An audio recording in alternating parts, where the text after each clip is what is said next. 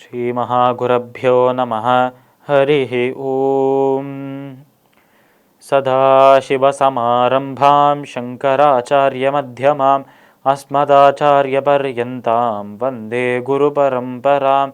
ஸ்ருதிஸ்மிருதிப்புராணானாம் ஆலயம் கருணாலயம் நமாமி பகவத்பாதசங்கரம் லோகசங்கரம்.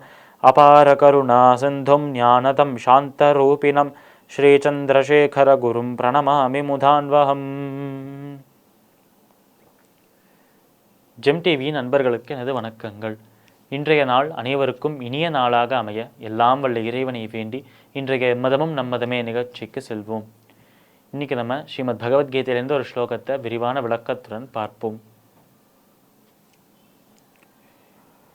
வக்த்ராணித்தே த்வரமானா விஷந்தி தம்ஷ்டாகராலானி பயானகானி கேசித் விக்லக்னா தசனாந்தரேஷு சந்திருஷ்யந்தே சூர்ணிதைருத்தமாங்கைஹி. இந்த ஸ்லோகம் ஸ்ரீமத் பகவத்கீதையின் 11வது அத்தியாயமான விஸ்வரூப தர்சன யோகத்தின் 27வது ஸ்லோகம். போன ஸ்லோகத்தில், அதாவது 26வது ஸ்லோகத்தில் எவ்வளோ ஒரு கோரமான, ரொம்ப கண்களால் பார்க்கக்குள்ள மனதால் நினைக்கக்கூட முடியாத ஒரு நிகழ்வை சொன்னார் நம்ம அர்ஜுனர். எப்படி அவரோட சொந்தக்காரர்கள் அந்த கிருஷ்ணரின் வாகில அந்த கிருஷ்ணரின் விஸ்வரூபத்தின் வாகில போய் விழறா என்று. இப்போ அதை தொடர்ந்து இந்த இடத்தில் சொல்றாராம், அந்த விஸ்வரூபத்தின் அந்த திருவாயானது கடித்து கொண்டே இருக்காம் அந்த நபர்களே, உள்ள வரவா எல்லாருமே. இதை கண்ட பிறகும் எதையோ தொலைச்சிட்டு போறா மாதிரியே, ஏதோ நோக்கி போறா மாதிரியே போயின்னு இருக்காலும் அவர்கள்.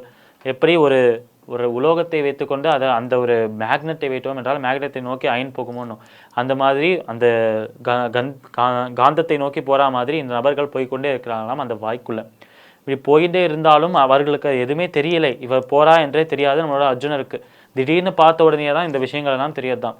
அப்படி அவ உள்ள போயிட்டு அதை கடித்த அந்த விஸ்வரூபமானது உண்டு கொண்டிருக்கிறது போலவும், அதில் அந்த மண்டை ஓடுகளும் கைகளும் அந்த எலும்புகளும் முறிவதை போலவும் அந்த ஒரு சத்தத்தை கேட்டு காதுகளை பொத்திக் கொள்கிறாராம் அர்ஜுனர். அவ்வளோ ஒரு கொடுமையான ஒரு சம்பவமாக இருக்கான்.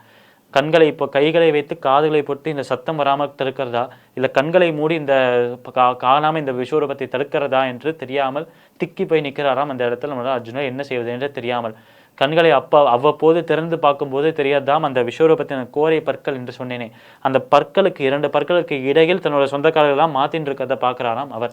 அப்படி முழுமையாக முழுங்காமலும் அந்த சொந்தக்காரர்களில் பாதி பேர் அவரோட தலை மட்டுமோ உடல் மட்டுமோ கை மட்டுமோ இருக்கிற மாதிரி பார்க்குறாராம் நம்மளோட அர்ஜுனர். இது அனைத்தையுமே பார்த்து குலை நடுங்கி போய்விட்டார் அர்ஜுனர். அவருக்கு என்ன செய்வதென்றே தெரியவில்லை. முற்றிலுமாக அவர் மனம் உடைந்து போய் மனம் தளறி அப்படியே கீழே விழுந்துடுறார். அவருக்கு ஒரு பேலன்ஸே இல்லாமல், கட்டுப்பாடே இல்லாமல். இருந்தாலும் அவரால் பார்க்காமல் இருக்க முடியவில்லை. தன்னோட சொந்தக்காரர்கள் ஒரு வரிசையில் வந்துட்டே இருக்கா. தன்னோட சொந்தக்காரர்கள் வந்த உடனே அந்த அந்த விஸ்வரூபத்தின் அந்த வாயில அப்படியே விழுந்த உடனே அந்த விஸ்வரூப வாயானது அப்படியே கடித்து முழுங்கிறதவால அப்போ அவள் இறந்து போயிட்டான். அதுக்கப்புறம் அவள் வர்றதில்லை அந்த பக்கத்துலேருந்து. இப்படி இந்த விஷயத்தை கண்டு கொண்டே இருக்கும்போது சுற்றிலும் பார்த்தால் வேறு எதுவுமே மாறவில்லை. இந்த வாய் மட்டும்தான் புதிதாக வந்திருக்கு. மற்றபடி மேலே பார்த்தால் சூரியன் சந்திரன் போன்ற கண்கள் அனல் மட்டுமே வீசிக்கொண்டிருக்கு. அனைத்து இடங்களிலும் சர்வ லோகங்களும் அங்கே தான் இருக்குது. அனைத்து ஆதித்யர்களும் வசுக்களும் தேவர்களும் ரிஷிமார்களும் அனைவரும் அங்கே தான் இருக்கா. அனைவருமே கைகூப்பி இந்த விஸ்வரூபத்தை வணங்கி கொண்டிருக்கிறார்கள். நூற்றுக்கணக்கான ஆயிரக்கணக்கான தலைகள் இருக்காம். ஒவ்வொன்றும் ஒவ்வொரு ஆடைகளை, ஒவ்வொரு ஆபரணங்களை, நகைகளை அணிந்து கொண்டு இதெல்லாம் அப்படியே தான் இருக்கும் சுற்றிலும். ஆனால் இப்போ புதிதாக வந்த இந்த திருவாய் மட்டும் அது பூமியும் அந்த வானையும் விண்ணையும் அளக்கிற விதத்துக்கு பெரிதாக இருக்கான். அதற்குள்ள தன்னோட சொந்தங்களும் பந்தங்களும் நண்பர்களும் அந்த கௌரவ படையில யாரெல்லாம் இருந்தாலும் அந்த கௌரவ படையில இருந்த அனைவருமே அந்த வாய்க்குள்ள போயிட்டு விழுந்த உடனே அங்கேயே அழிந்து போறான். அந்த அழிவை, அந்த வாய் கடித்து அவர்களை உண்பதை இவர் பார்க்கிறார். பார்த்த உடனே அவர் கண்ணீரா வந்துட்டு இருக்கு. இப்படி நடக்கிறதா நான் பார்க்கணுமா, இதெல்லாம் எனக்கு விதியா என்று மனதுக்குள்ள யோசிக்கிறாராம் அர்ஜுனர்.